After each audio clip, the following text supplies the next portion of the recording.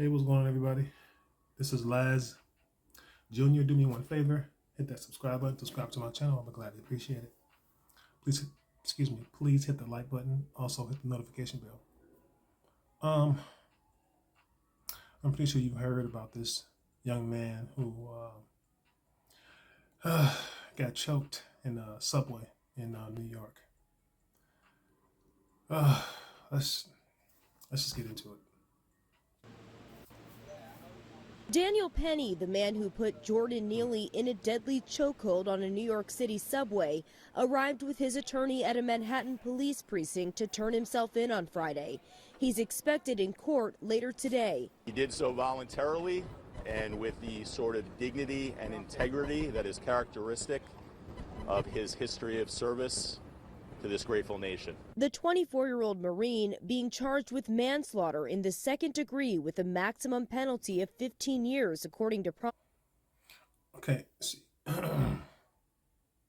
He's 24 years old. He's young, right?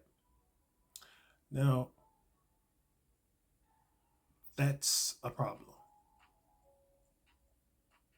That's a problem because he's young. And when you're young, you just act. You don't really think, in my opinion. A lot of people that are young are still young-minded. They don't really think about things. They just do.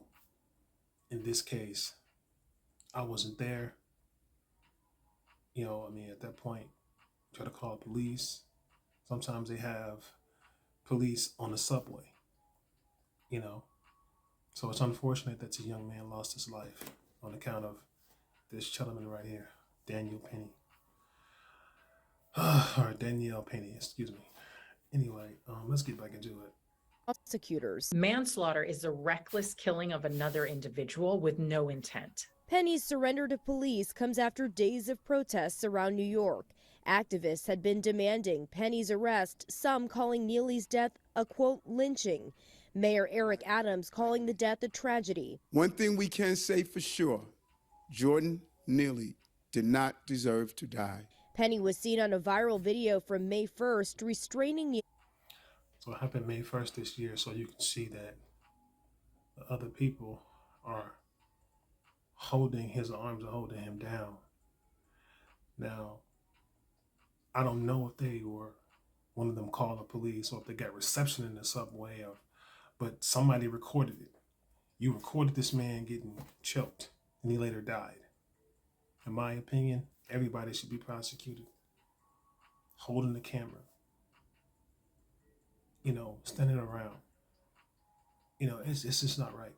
It's not right. It looks really bad. In a chokehold for at least 3 minutes as other passengers hold Neely down.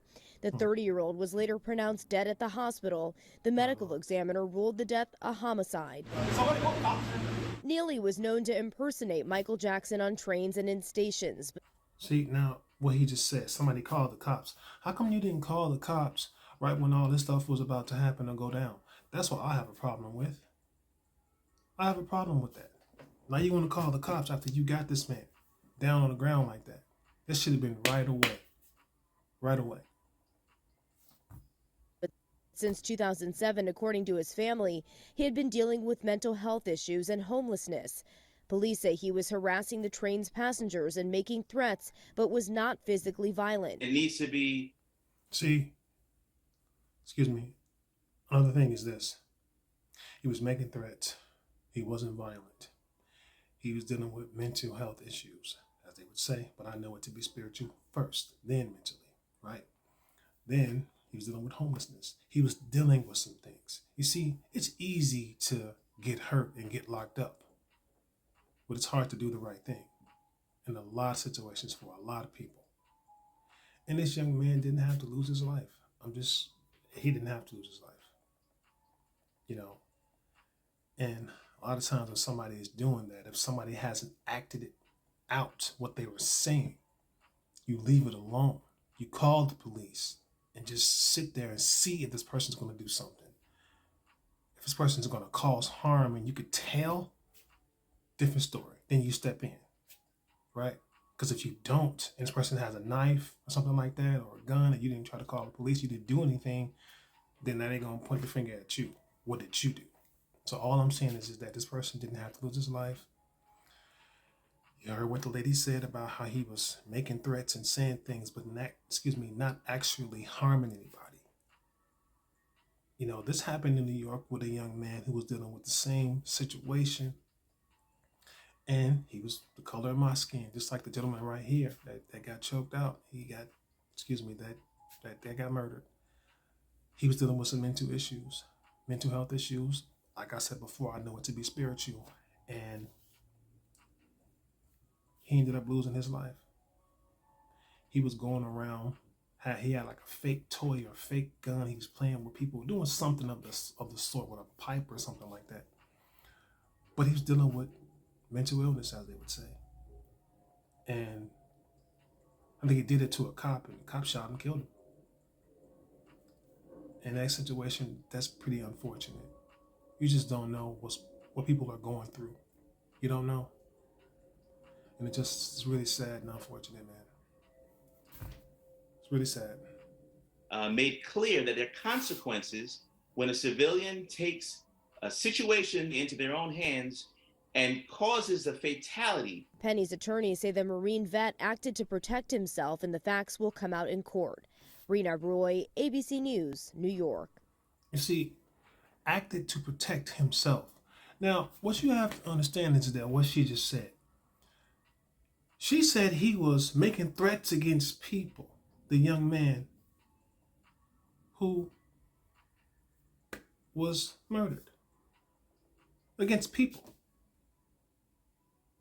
on the plane. So he wasn't the only person. So, I mean, it's something to look at, something to think about. That's all I'm saying. Excuse me. Anyway, let me know your thoughts on this video. I know I did talk quite a bit. Still, a lot of you know this story.